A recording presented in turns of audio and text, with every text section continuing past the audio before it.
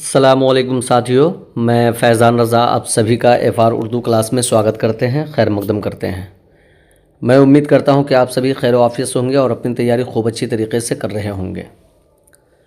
मेरे साथियों, अभी तक मैं सीबीएसई बोर्ड की सीरीज़ चला रहा था। आज का ये video Darakhshan Urdu class 10th, ये दरख्शां दोम जो है हिस्सा 2 क्लास 10th 2025-26 एग्ज़ामिनेशन के लिए ख़ासकर ये बच्चों के लिए है, जो आप सभी देख पा रहे हो। सबक नंबर 8।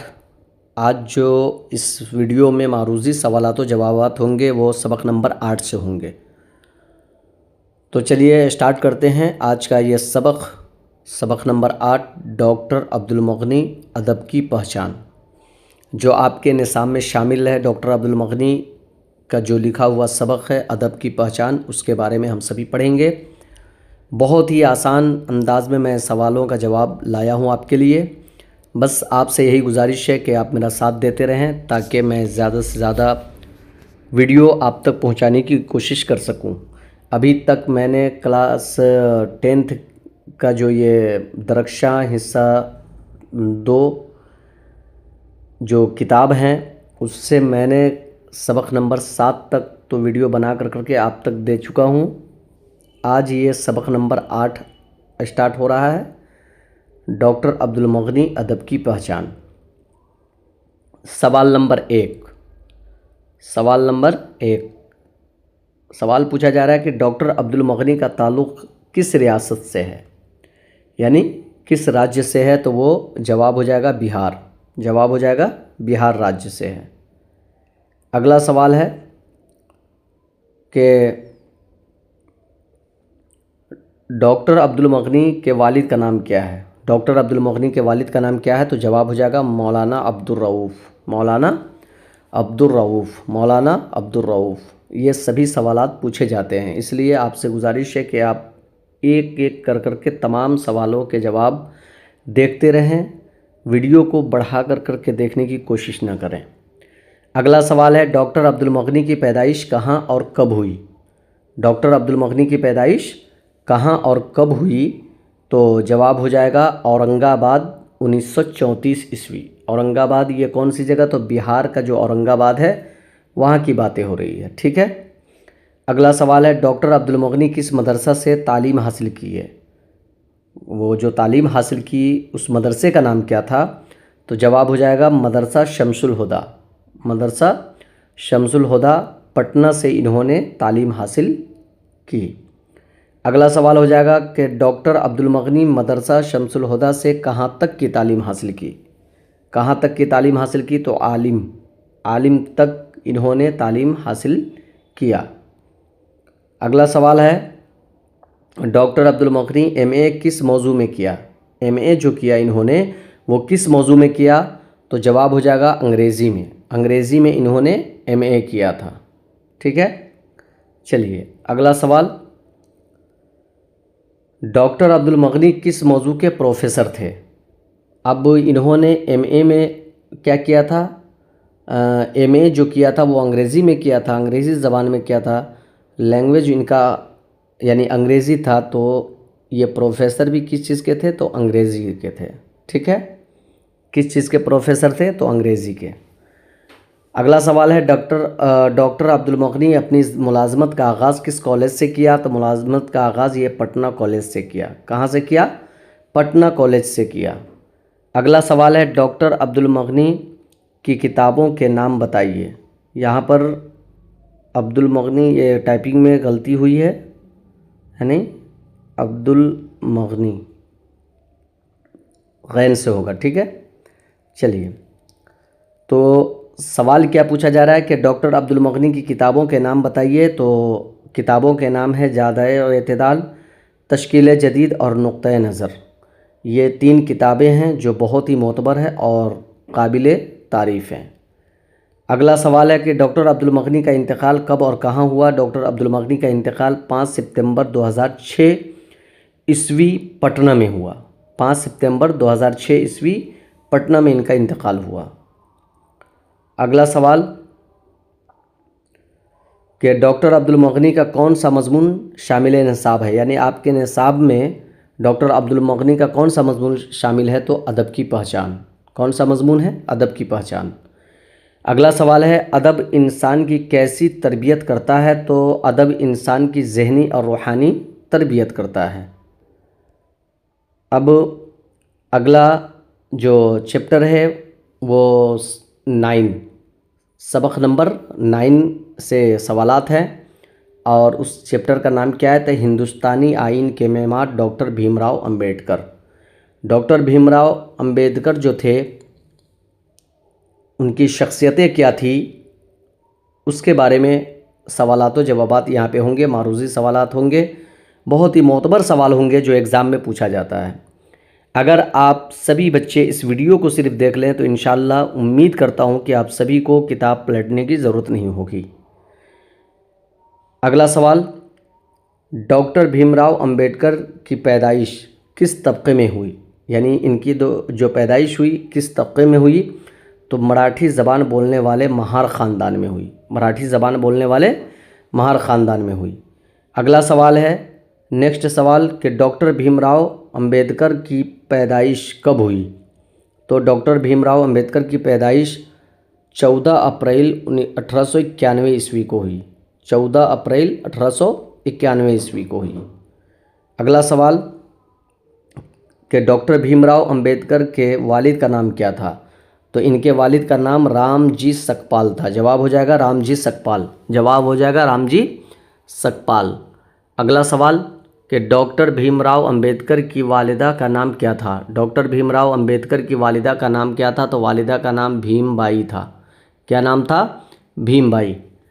अगला सवाल, डॉक्टर भीमराव अंबेडकर के दादा और वालिद किस शोबा में मुलाजमत थी। सवाल है कि डॉक्टर भीमराव अंबेडकर के दादा और वालिद की शोबा में मुलाजिम थे। किस शोबा में मुलाजिम थे? किस शोबा में मुलाजिम थे, यानी नौकर थे, तो वो उसका जवाब हो जाएगा बरतानवी सरकार की फ़ौज में। बरतानवी सरकार की फ़ौज में। अगला सवाल है, अंबेडकर की कितनी उम्र थी कि उनके वालिद मुलाजमत से सुबकदोश हुए। कितनी उम्र थी कि उनके वालिद मुलाजमत से सुबकदोश हुए, तो इनकी उम्र सिर्फ 2 साल के थे, यानी 2 साल इनकी उम्र थी, तो इनके वालिद मुलाजमत से सुबकदोश हुए। अगला सवाल है कि डॉक्टर भीमराव अंबेडकर के वालिद फ़ौज के किस ओहदे से सुबकदोश हुए, तो जवाब हो जाएगा सूबेदार मेजर के। सूबेदार मेजर के। जवाब हो जाएगा सूबेदार मेजर के।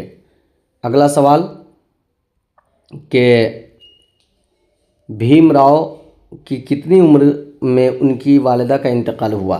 भीमराव की कितनी उम्र में उनकी वालिदा का इंतकाल हुआ, यानी कि भीमराव कितने उम्र के थे तो उनकी वालिदा इस दुनिया से चल बसी, तो वो 6 साल की उम्र के थे, यानी 6 साल उनकी आयु थी, तभी इनकी वालिदा उन्हें छोड़कर चली गई, यानी इंतकाल कर गई।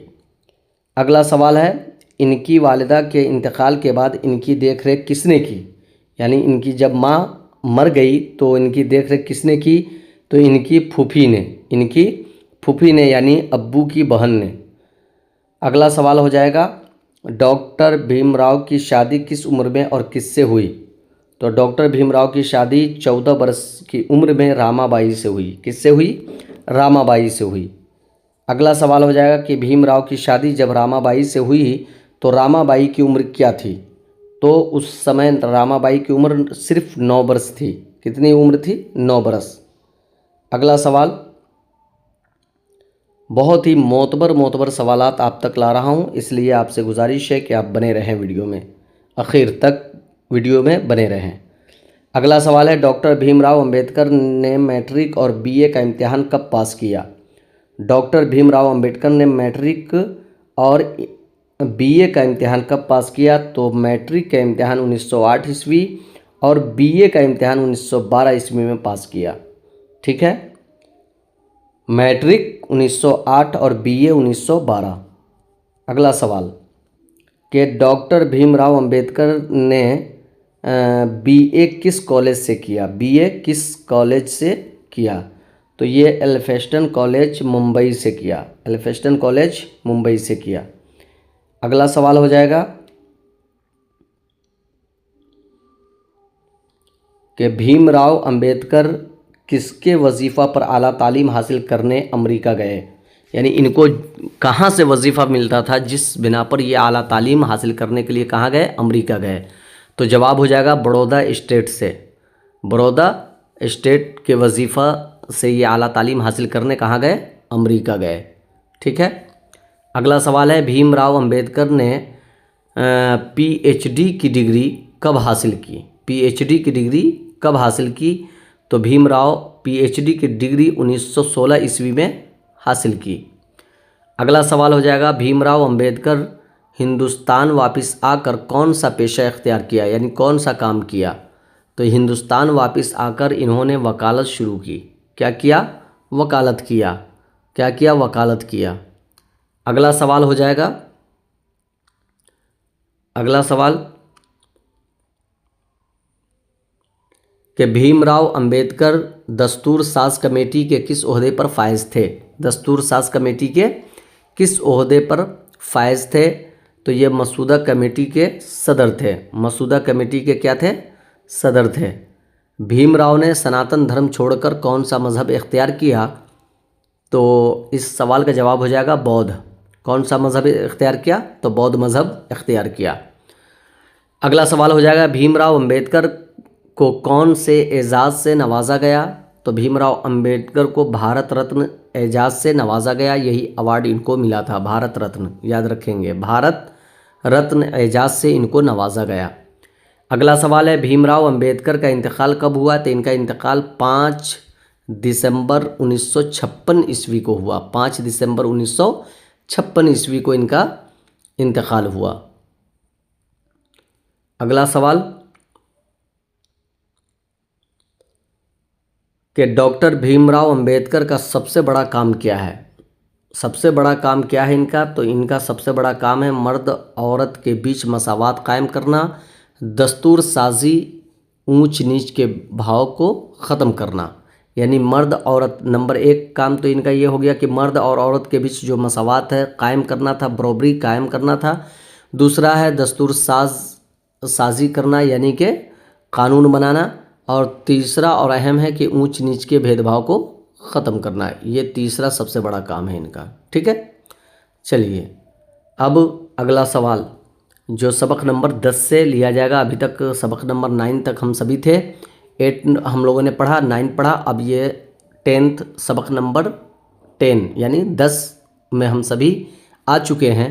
जो आप सभी देख पा रहे होंगे कि सबक नंबर 10 क्या पूछा जा रहा है? सबक नंबर 10 उर्दू ड्रामा निगारी और आगा हश्र। उर्दू ड्रामा निगारी और आगा हश्र से मोतबर सवालात व जवाबात आप तक पहुंचाए जा रहे हैं। बस आप वीडियो में बने रहें। ये वीडियो कुछ लंबी हो सकती है लेकिन बहुत ही अहम और मोतबर वीडियो है। बहुत सारे सवालातों के जवाबात आप सभी हल कर सकते हैं और बआसानी एग्ज़ाम में बैठकर इसकी अगर आप प्रैक्टिस कर लेते हैं तो आपको किताब खोलने की ज़रूरत नहीं होगी। अगला सवाल, सवाल नंबर 1, लुत्फ़ुर रहमान की पैदाइश कब और कहाँ हुई? लुत्फ़ुर रहमान की पैदाइश कब और कहाँ हुई? तो लुत्फ़ुर रहमान की पैदाइश जवाब हो जाएगा 1941 ईस्वी बनियारपुर कस्बा ज़िला छपरा में हुई। इनकी पैदाइश कहाँ हुई? तो बनियारपुर में हुई। और वो क्या था? कस्बा था। किस चीज़ का? ज़िला छपरा का। कब हुई? तो 1941 ईस्वी में। ठीक है। अगला सवाल, लुत्फ़ुर रहमान के वालिद और वालिदा का नाम क्या था? यानी वालिदैन का नाम क्या था? यानी अब्बू और अम्मी का नाम क्या था? तो ये जवाब हो जाएगा इनके वालिद का नाम मौलवी अब्दुल गफ़ूर और वालिदा का नाम बीबी आमना था। वालिदा का नाम क्या था? बीबी आमना था। अगला सवाल, लुत्फ़ुर रहमान का आबाई वतन कहाँ था? यह बनियारपुर तो इनके नानी का घर है लेकिन आबाई वतन कहाँ था? तो इनका आबाई वतन मौज़े रेवंडा ज़िला दरभंगा था। ये ज़िला दरभंगा में एक रेवंडा नाम का एक जगह है, वो इनका आबाई वतन था। अगला सवाल कि लुत्फ़ुर रहमान की इब्तदाई तालीम कहाँ हुई? तो बनियारपुर कस्बा में हुई। यानी बनियारपुर में ही इनकी इब्तदाई तालीम हुई क्योंकि ये लोग ननिहाल में ही रहते थे। अगला सवाल है, लुत्फ़ुर रहमान अपने तदरीसी खिदमात का आगाज़ कहाँ से किया? यानी पढ़ने पढ़ाने का आगाज़ कहाँ से किया? तो पूर्णिया यूनिवर्सिटी से किया। कहाँ से किया? पूर्णिया यूनिवर्सिटी से किया। अगला सवाल हो जाएगा, लुत्फुर रहमान किस सरकार में काबीना दर्जा के वजीर थे? तो राष्ट्रीय जनता दल सरकार में, राष्ट्रीय जनता दल सरकार में, यानी कि RJDU है नहीं, राष्ट्रीय जनता दल यूनाइटेड में थे। ठीक है, JDU में, RJDU में थे, है नहीं।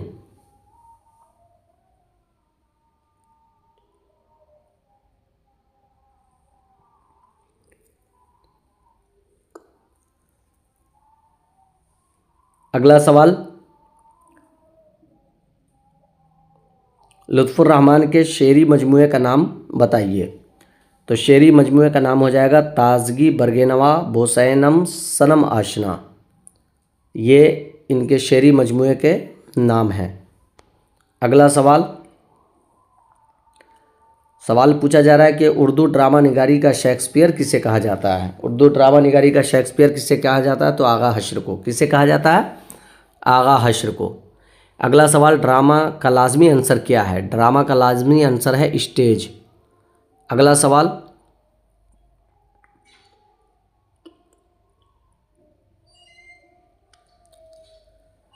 कि आगा हश्र की ड्रामा निगारी का आगाज़ कब हुआ? तो आगा हश्र की ड्रामा निगारी का आगाज़ 1901 ईस्वी में हुआ था। कब हुआ था? 1901 ईस्वी में।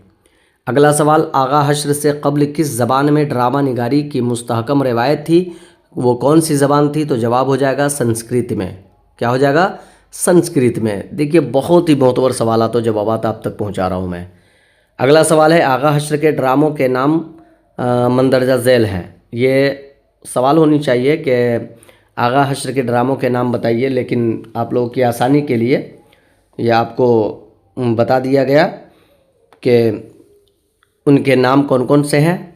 तो रुस्तम सोहराब, यहूदी की लड़की, सलूर किंग, ये इनके ड्रामों के नाम हैं। किनके? आगा हश्र के। ठीक है, चलिए अब वो चैप्टर आपके सामने आ रहा है जो बहुत ही मोहतबर है और इससे अक्सर व बेशतर सवालात व जवाबात पूछे जाते हैं। सबक नंबर 11, आर्यभट्ट और तरीगना। आर्यभट्ट और तरीगना। सवाल नंबर 1, आर्यभट्ट की पैदाइश कहाँ हुई? आर्यभट्ट की पैदाइश कहाँ हुई? तो सूबा बिहार के पटना ज़िला खगोल में हुई। सूबा बिहार के पटना ज़िला में, और वो कौन सी जगह? खगोल में हुई। अगला सवाल, कि आर्यभट्ट ने अपना तजुर्बागाह कहाँ कायम किया? यानी तजुर्बागाह मतलब होता है रिसर्च सेंटर। रिसर्च सेंटर को तजुर्बागाह कहा जाता है। ठीक है नहीं, तो वो तरीगना में। कहाँ? तरीगना में। अगला सवाल है कि हिंदुस्तान में गुप्त दौर को कैसा दौर कहा गया? तो सुनहरा दौर कहा गया। गुप्त दौर को कैसा दौर कहा गया? सुनहरा दौर कहा गया। अगला सवाल, आर्यभट्ट ने किस साइंसदान की रहनुमाई की? तो वो पाइथागोरस की रहनुमाई की। आर्यभट्ट ने किस साइंसदान की रहनुमाई की? तो पाइथागोरस की। ये अक्सर सवालात पूछे जाते हैं। अगला सवाल है, निज़ाम एशारिया और सिफर की किस साइंसदान पेश किया? निज़ाम एशारिया और सिफर किस साइंसदान ने पेश किया है? तो वो आर्यभट्ट ने पेश किया। यानी सिफर का मतलब होता है ज़ीरो। सिफर का मतलब क्या होता है? ज़ीरो। तो ये ज़ीरो का आविष्कार किसने किया? तो आर्यभट्ट ने ही किया है। अगला सवाल है कि आर्य सिद्धांत और तंत्र के मुसन्निफ कौन है? तो वो आर्यभट्ट है। कौन है? आर्यभट्ट है। अगला सवाल पूछा जा रहा है कि 22 जुलाई 2009 ईस्वी को मुकम्मल सूरज ग्रहण देखने के लिए दुनिया भर के साइंसदान कहाँ जमा हुए? यानी 22 जुलाई 2009 को जो मुकम्मल सूरज ग्रहण लगा था उसे देखने के लिए सभी लोग कहाँ जमा हुए? तो वो तरीगना में जमा हुए। कहाँ जमा हुए? तरीगना में। अगला सवाल है कि मुकम्मल सूरज ग्रहण कितने सालों बाद होता है? मुकम्मल सूरज ग्रहण कितने सालों बाद होता है? तो वो 100 सालों बाद होता है। ठीक है नहीं। अगला सवाल कह रहे कि तरीगना किस दो नदी के बीच वाक़ है? किस दो नदी के बीच? तो सोन और पनपन नदी के बीच वाक़ है। ये जो तरीगना है ये किस दो नदी के बीच में है? तो सोन और पनपन नदी के बीच में वाक़ है। अगला सवाल है, आर्यभट्ट का ताल्लुक़ किस ओहद से है? तो आर्यभट्ट का ताल्लुक़ गुप्त ओहद से है, गुप्त दौर से है। अगला सवाल है, तरीगना पटना से किस जानिब और कितनी दूर है? तो वो जुनूब, यानी जुनूब का मतलब होता है दक्षिण। जुनूब का मतलब क्या होता है? दक्षिण या दक्षिण, जो आप समझ ले। हिंदी में दक्षिण कहा जाता है, उर्दू में दक्षिण कहा जाता है, और अरबी में जुनूब कहा जाता है, ठीक है नहीं। तो ये जुनूब मतलब दक्षिण यानी साउथ इंडिया 30 किलोमीटर, किससे? पटना से। पटना से दक्षिण 30 किलोमीटर दूरी पर यह वाक़ है। अगला सवाल, किस रेलवे स्टेशन का नाम बदलकर तरीगना रखा गया? किस रेलवे स्टेशन का? तो ये मसूड़ी रेलवे स्टेशन का नाम बदलकर तरीगना रखा गया। अगला सवाल, अगला और लास्ट सवाल है कि आर्यभट्ट का तजुर्बागाह कितना ऊंचा था? तो आर्यभट्ट का तजुर्बागाह 60 फीट ऊंचा था। कितना फीट ऊंचा था? 60 फीट ऊंचा था। तो मेरे अज़ीज़ साथियों, तालिब इल्मों, मैं उम्मीद करता हूं कि आप सभी को ये वीडियो बहुत पसंद आई होगी। आप देख सकते हो कि ऐसे ऐसे सवालात आप तक मैं लाने की कोशिश किया हूँ जो आपके एग्ज़ाम में अक्सर पूछे जाते हैं। तो बस मेरा साथ देते रहें और इस सवालात व जवाबात को अपनी कॉपी में भी नोट डाउन कर सकते हैं, और अगर वैसा ना हो तो आप मुझसे रब्ता कर सकते हैं, मैं आपको PDF भी प्रोवाइड करवा दूंगा। तो बस इजाज़त दीजिए नेक्स्ट वीडियो के लिए। खुदा हाफिज़, फ़ी अमानिल्लाह।